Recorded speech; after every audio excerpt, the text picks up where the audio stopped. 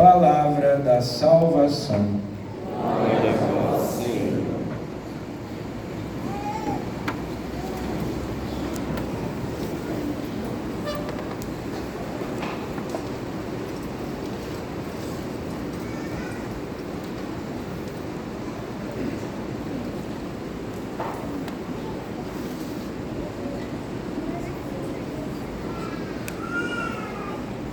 Caros irmãos, queridas irmãs, todos os anos, no primeiro domingo da Quaresma, nós escutamos o Evangelho das tentações de Jesus.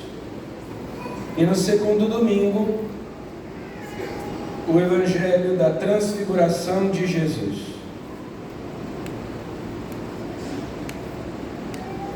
No domingo passado, na primeira leitura, escutamos o relato da queda, o pecado original, a infidelidade dos nossos primeiros pais, que preferiram ouvir a voz do demônio, a voz do diabo, a ouvirem a voz de Deus.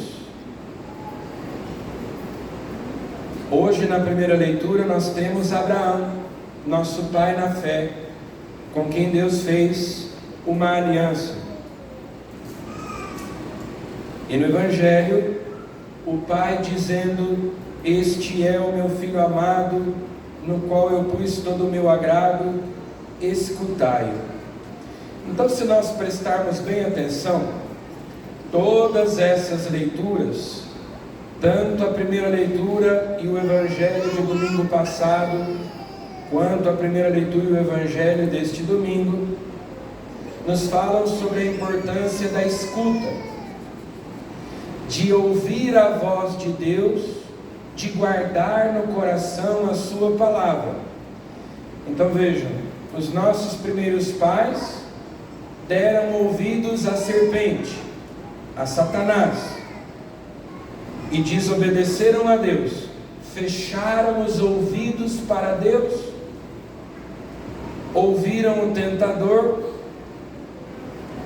romperam a aliança, quebraram a aliança, violaram a aliança, e por isso perderam a imortalidade, perderam a vida, perderam a graça.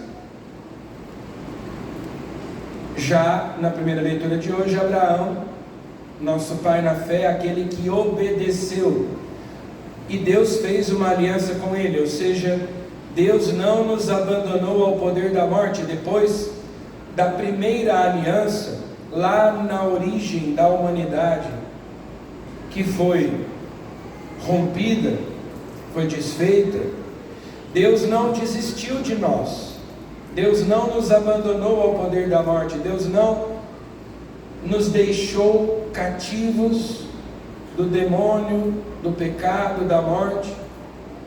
Deus propôs outras alianças. Uma aliança é um pacto, é um compromisso de amor, de fidelidade, que constitui uma família, é um casamento. Então Deus quer que nós façamos parte da sua família, por isso Ele faz aliança conosco. A primeira foi lá no paraíso, depois, como aquela aliança foi rompida, Deus fez aliança com Noé, Deus fez aliança com Abraão, Deus fez aliança com Moisés, Deus fez aliança com Davi, e finalmente a aliança com Jesus Cristo, por meio dele. Na verdade, a aliança é com toda a humanidade. Esses são os mediadores das alianças que Deus fez. A história da salvação é a história das alianças que Deus fez com a humanidade.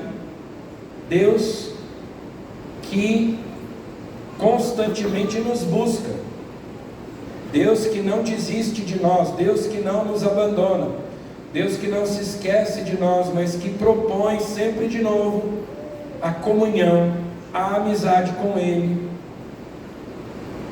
a aliança.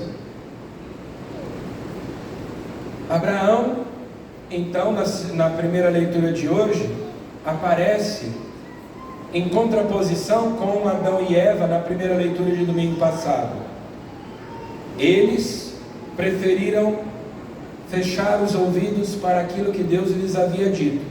Abraão, por sua vez, deixa tudo conforme Deus havia prometido para ele. Deixa a tua terra, os teus parentes, e eu te darei uma descendência numerosa como as estrelas do céu. Eu te darei uma terra onde corre leite e mel. Abraão é nosso pai na fé por essa sua obediência, por escutar aquilo que Deus lhe dizia e ter a coragem de aceitar aquele desafio.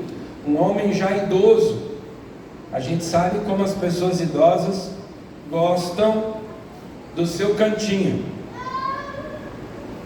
E Abraão, já sendo idoso, sai da sua casa, deixa tudo para fazer aquilo que Deus estava mandando. No domingo passado, ao responder à primeira tentação do diabo, Jesus disse: não só de pão vive o homem, mas de toda a palavra que sai da boca de Deus. Ou seja, a palavra de Deus é alimento. Jesus é o pão vivo descido do céu. Ele próprio é a palavra de Deus. E no evangelho de hoje, na transfiguração, o Pai diz: este é o meu filho muito amado, eu coloquei nele o meu bem-querer, eu pus nele todo o meu agrado, eu pus nele todo o meu amor, escutai-o.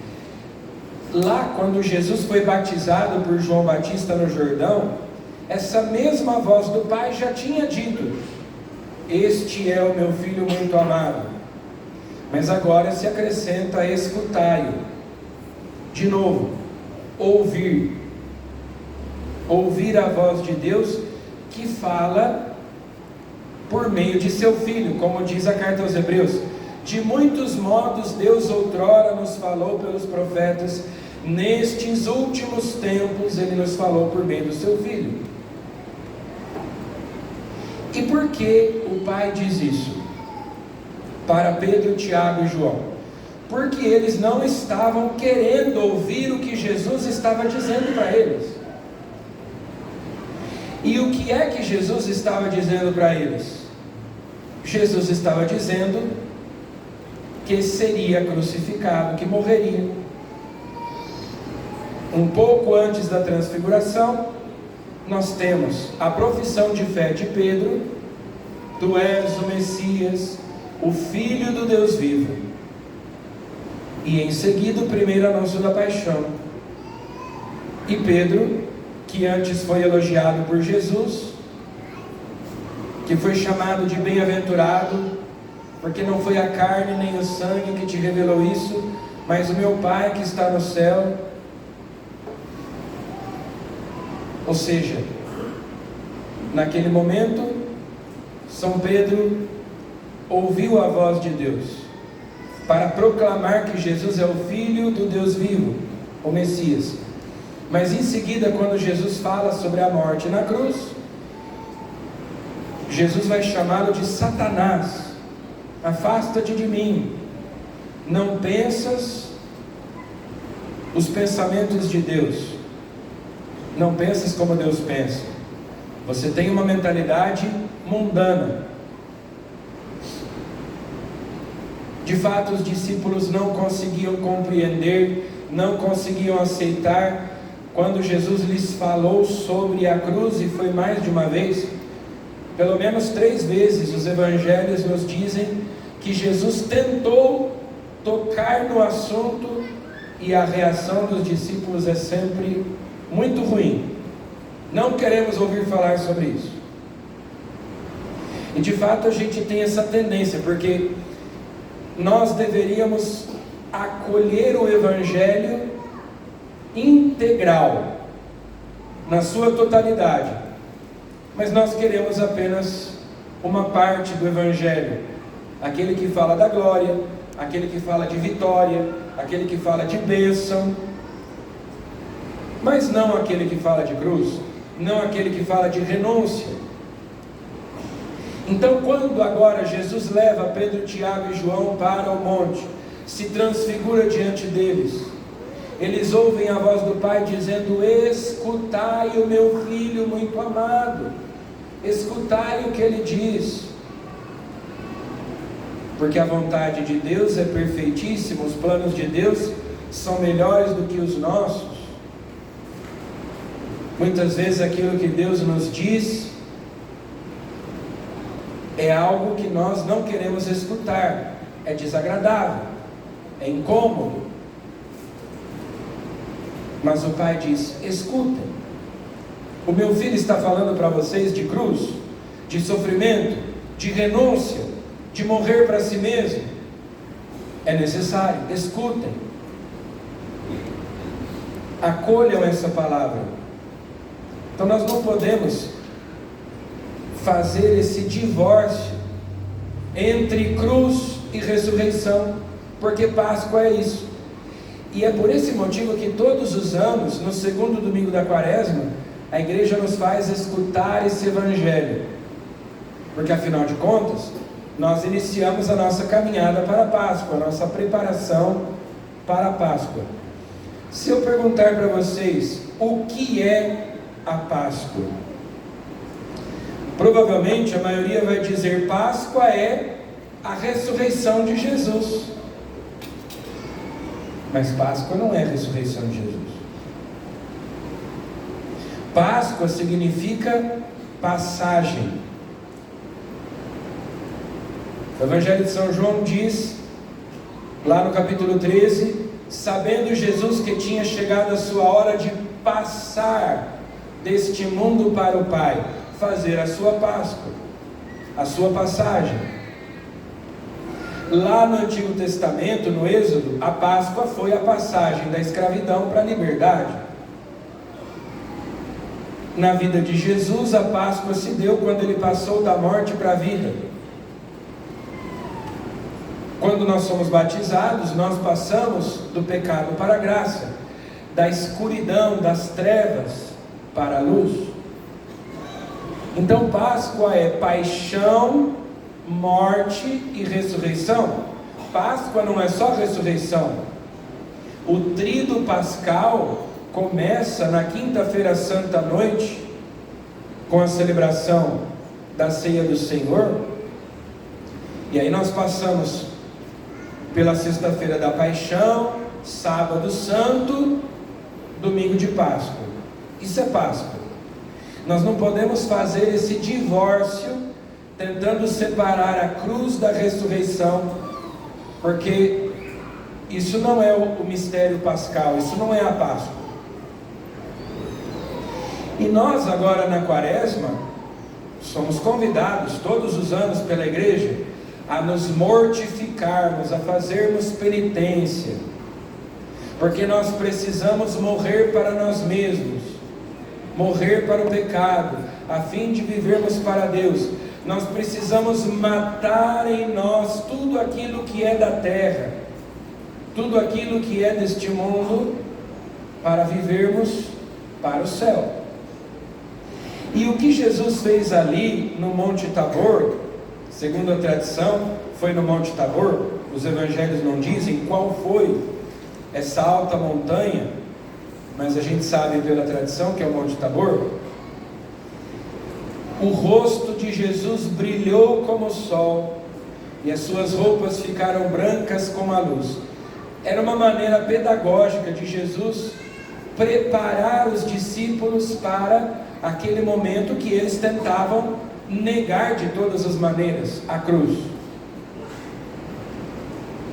Moisés e Elias conversam com Jesus, a lei e os profetas. Moisés e Elias que viram e conversaram com Deus no alto do Monte Sinai, o Monte Horebe. Moisés e Elias têm isso em comum. Moisés representando a lei, Elias representando os profetas, eles falaram com Deus no alto de uma montanha.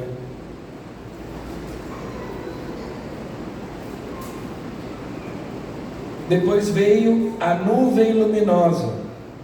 A nuvem luminosa que tantas vezes aparece lá no Antigo Testamento, que revela a presença de Deus. Quando Moisés entrava na tenda da reunião, a nuvem da glória de Deus enchia, descia sobre a tenda. E finalmente a voz do Pai. A Santíssima Trindade está aí presente. Jesus transfigurado, o Espírito Santo representado pela nuvem e a voz do Pai. Então o que Jesus está fazendo ali é uma degustação do céu. Jesus está dando para eles a possibilidade de experimentarem antecipadamente o que vai ser a glória do céu. A ressurreição, não só a ressurreição de Jesus, a ressurreição a qual todos nós, na esperança, pela nossa fé, estamos destinados. É um aperitivo que Jesus deu para eles. Olha, experimentem como vai ser. Só que para chegar lá, nós vamos ter que passar pela cruz. Então vejam o que é que nós estamos buscando, qual é a meta.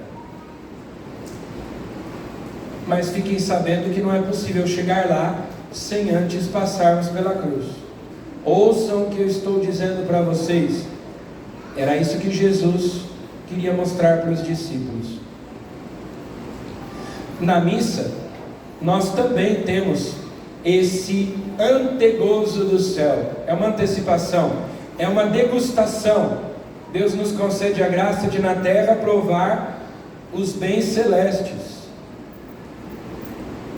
A missa é uma pausa restauradora na caminhada rumo ao céu, para a gente se lembrar, no meio das dificuldades da vida, para onde nós estamos caminhando, qual é o prêmio, qual é o troféu, a coroa destinada a nós, se nós formos fiéis a Deus até o fim.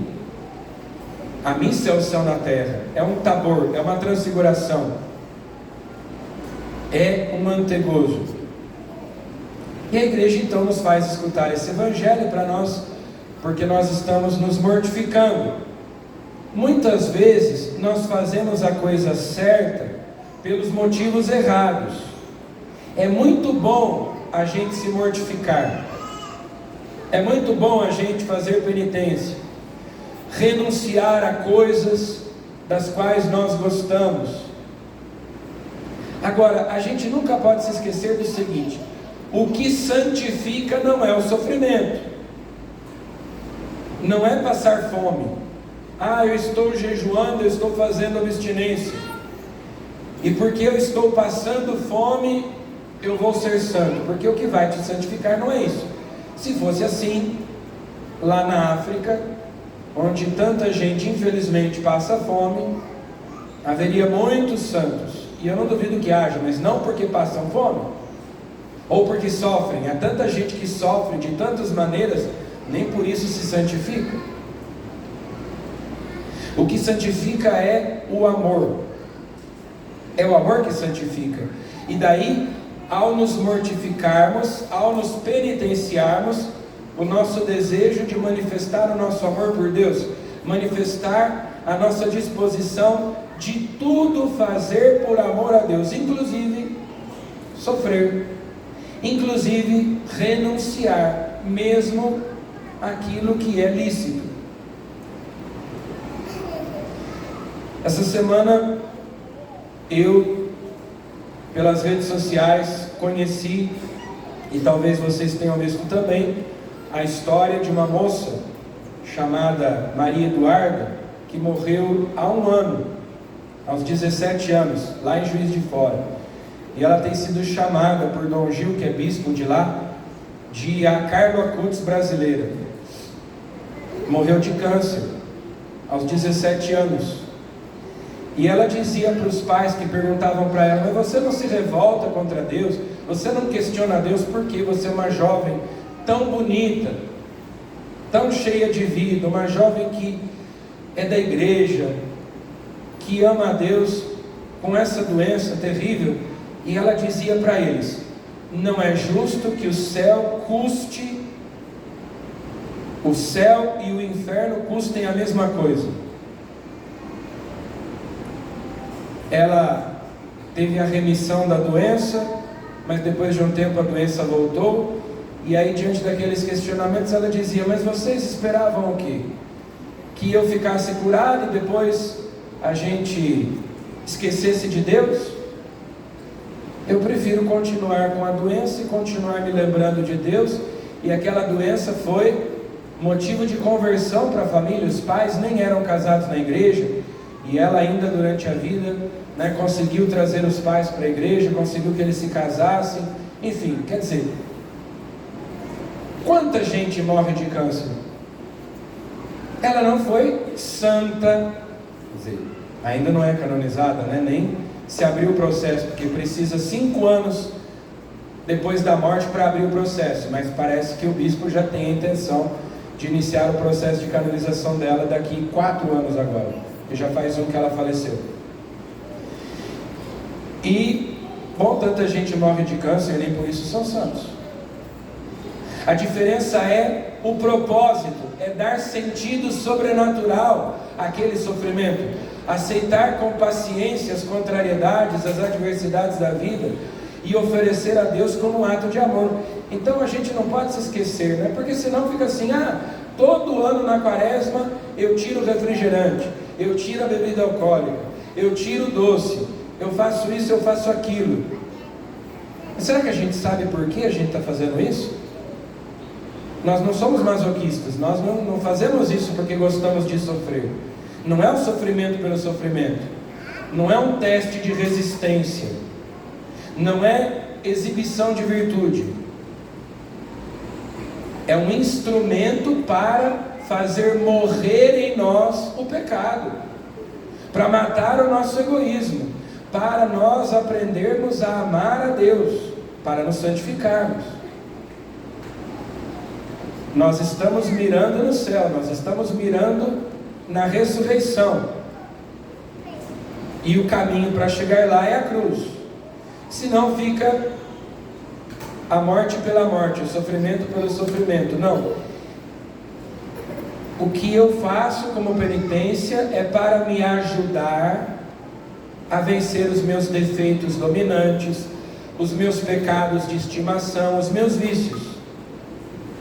De que maneira? Por isso que às vezes até a penitência ela deve ser escolhida em vista de me ajudar a vencer algum defeito que eu tenho, para que assim eu seja transfigurado pela graça de Deus, e no final da quaresma eu perceba que eu já amo um pouco mais a Deus do que antes, já sou um pouco mais santo, um pouco melhor do que antes. Então, não façamos as coisas certas pelos motivos errados. A igreja nos faz meditar sobre esse evangelho para lembrarmos: a Páscoa é paixão, morte e ressurreição. Não há ressurreição sem cruz, sem morte, mas a mortificação, a penitência tem em vista a nossa santificação. O que vai nos levar para o céu, o que vai nos santificar é o amor. Tudo aquilo que nós fizermos por amor a Deus terá eficácia de santificação. Se nós fizermos por fazer, então não adianta. Tem que ter sentido sobrenatural. Então vamos pedir a Jesus que nos ajude a viver bem estes nossos propósitos quaresmais, com o desejo no coração de nos conformarmos mais perfeitamente à sua santa vontade, e aceitando sobretudo aquela penitência que nós não escolhemos. A melhor penitência é aquela que nós não escolhemos. Qual é? São as contrariedades, são as adversidades do dia a dia, uma doença, uma dificuldade qualquer, que eu não escolhi, mas que eu, abraçando por amor a Deus, com paciência, se torna uma bela oferenda de amor a Deus. Vamos pedir a Ele que nos conceda a graça de viver assim este tempo da Quaresma. Louvado seja nosso Senhor Jesus Cristo.